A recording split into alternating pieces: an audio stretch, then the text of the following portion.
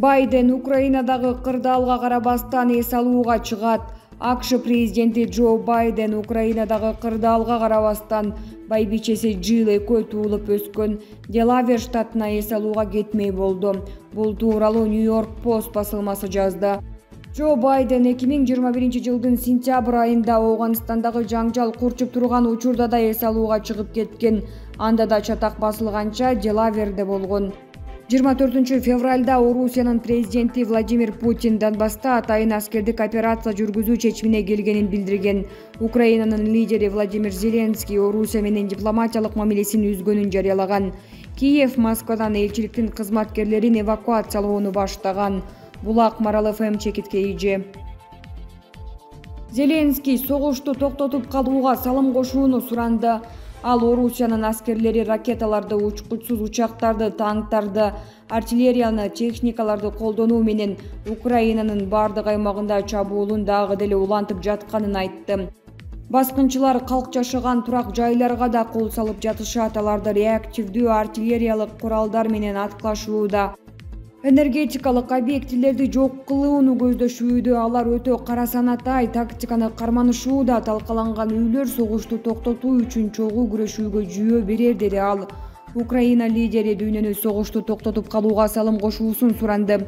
Ошондой эле орус тилинде кайрылып, Орусия жарандарын президент Владимир Путинге таасир этүүгө үндөдү. Орусиянын Украинага болгон чабуулу 24 февралда Владимир Путин аскердик операция башталганын жарыялагандан тарта уланууда. 26 февралда Украинанын саламаттыкты сактоо министри Виктор Ляшко Фейсбуктагы баракчасына Орусиянын аскердик кол салуусунан 198 украиналык каза тапканын, алардын 3-өө балдар экенин жазган. Андан тышкары 115 адам жарадар болгонун, алардын 33-ü балдар экенин кабарлаган. Булак Марал ФМ чекиткейи. Кремль Украин бийлиги сүйлөшүүдөн баш тартканын билдирди. Орусиянын президенти Владимир Путиндин басма сөз катчысы Дмитрий Песков Украинанын бийлиги жаңжалды жөнгө салуу үчүн сүйлөшүүдөн баш тартканын билдирди. Бул тууралуу орусиялык Эхо Москвы басылмасына таянуу менен Азаттыктын орус кызматы жазды. Песков сүйлөшүү болбогондуктан Москва Украинанын аймагында аскердик операциясын улантып жатканын маалымдады. Расмий Киев Кремлдин бул билдирүүсүнө комментарий бере элек. Украинанын президенти Владимир Зеленский 25 февралдагы видео кайрылуусунда Орусиянын өз өлкөсүнө басып киришин Европага карата согуш деп атап, Владимир Путин менен сүйлөшүүнү баштоону сунуштаган. Путин диалогту Беларустун борбору Минск шаарында уюштурууну демилгелеген. Киев болсо сүйлөшүүнү Венгрияда же Израилде өткөрүүнү талап кылган. 26 февралда Зеленскийден басма сөз катчысы Сергей Никифоров журналисттерге Орусия менен ыктымал сүйлөшүүлөр деле кеңешилип жатканын билдирди. Айрым маалыматтар боюнча Украин тарапты орус бийлиги койгон талаптар канааттандырган эмес. Орусия 24 февралда Украинага чабуул жасап басып кирди. 3 күндөн бери орус армиясы Украинанын бардык аймактарында аткылоосун жана бомбалоосун улантууда. Эң чоң чабуулдар Киевде жасалды.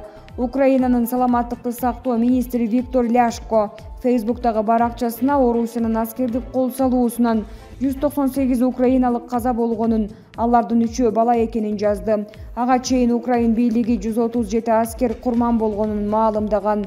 Орусия өлгөн же жаратылган аскерлери тууралуу эч кандай маалымат бере элек. Булак чындык чекит медиа. Киев Кремлдин багынып берүү талабын четке какты.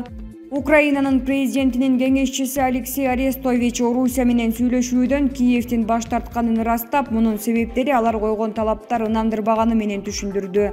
Бул тууралуу страна чекит УА сайтына таянуу менен Азаттыктын орус жана украин кызматтары жазды.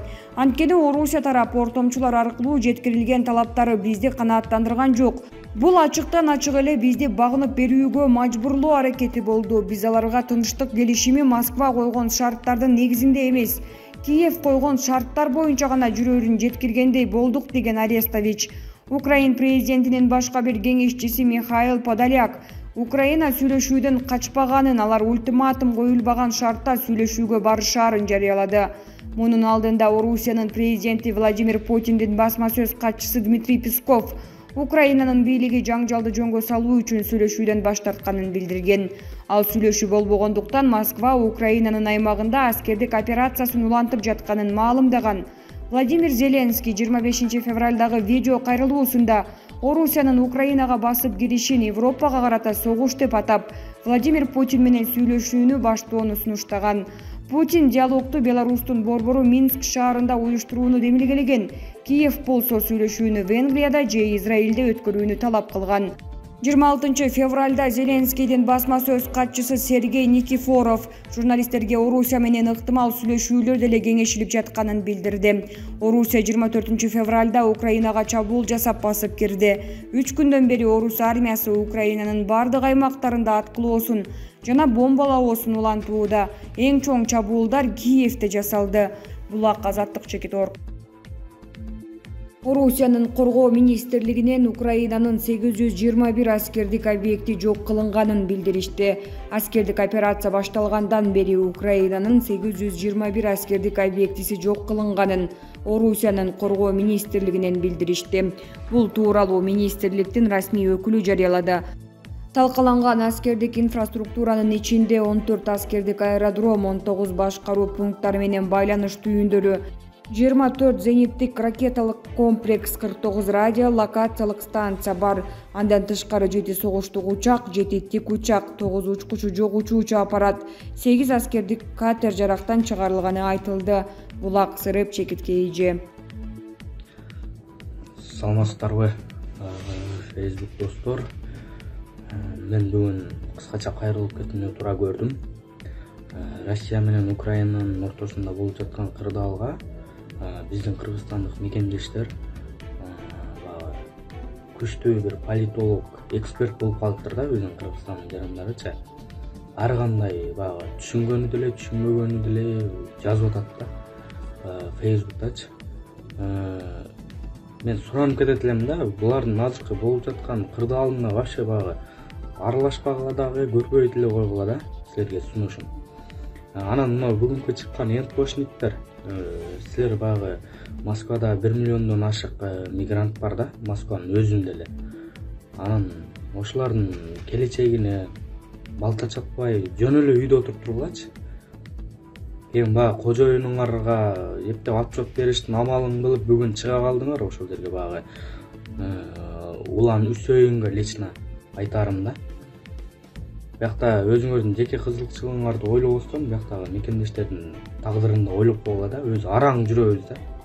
Араң жүрөбүз бул жакта. Же көрүп атасыңарбы, же Өзбекстандын, же Казакстандын жарандары талдап булардын азыркы болуп жаткан кырдаалын талкуулап атканын көрүп атасыздарбы?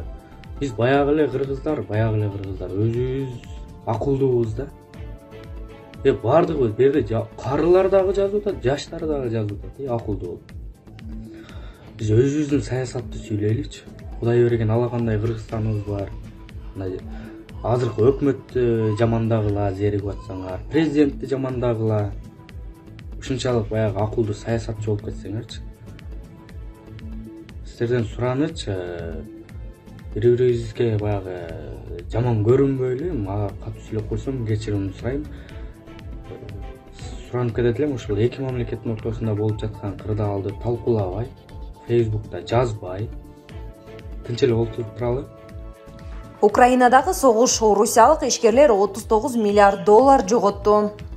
Bloomberg агенттигинин эсеби боюнча Орусия менен Украинанын согушунун биринчи күнүндө орусиялык ишкерлер $39 миллиард зыян тартты. Эң көп Лукойл компаниясынын президенти Вагит Аликперов бир сутка ичинде $6,2 миллиард жоготуп, жалпы байлыгы $13 миллиард түштү. Северсталь компаниясынын директорлор кеңешинин башчысы Алексей Мардашев бир күндө $4,2 миллиард жоготту. Анын байлыгы $23 миллиард азайды.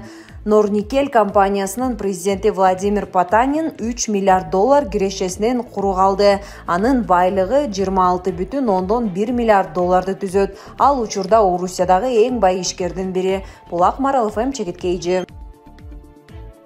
Украина Орусия чатагы Кыргызстанда азык-түлүк күйүүчү май кымбаттайт. Американын президенти Джо Байден кайрылуу жасап, Орусияга дагы күчөтүлгөн санкцияларды киргизе турганын жарыя кылды. Тагыраагы доллар, фунт, йен менен соода жүгүртүүсүнө тыюу салды. Орусия банкына санкция киргизди. Андан сырткары G7 мүчөлөрүнө жогорку технологиялык өндүрүмдөгү Орусияга импорттоону 50% кыскартуу чечимин кабыл алды. Экономист Элдар Абакиров Маралдын эфиринде аталган санкциялардын Кыргызстанга тийгизген таасири тууралуу айтып берди. Бүгүнкү күндө Кыргызстандын экономикасы 70% Орусиядан көз каранды. Абакиров белгилегендей, абал дагы да курчуп кетиши мүмкүн. Буга байланыштуу ишкерлер жана өкмөт тийиштүү чараларды көрө башташы керек. Мындай учурларда бир гана өлкөдөн көз каранды болуу канчалык кооптуу экени көрүнөт. Ошондуктан бир өлкөгө байланбай, башка өлкөлөр менен да кызматташып, өзүбүздүн продукциябызды башка жактарга да сатып үйрөнүшүбүз керек, деди Абакиров. Мындан сырткары экономист азыркы дүйнөдөгү кырдаал биздин көпчүлүк азык-түлүктүн жана күйүүчү майдын мындан да кымбатташына алып келерин, ар бир жаран акысын мурункуга салыштырмалуу 12% аз алып калышы мүмкүн экенин эскертти. Сом менен киреше тапкан ар бир жарандын айлыгы 12% азаят. Мурун 10 000 сом алып жүргөн жаран эми 8800 алып калат. Бул чоң сокку, деп кошумчалады экономист. Булак Марал ФМ, Чекиткей Ж.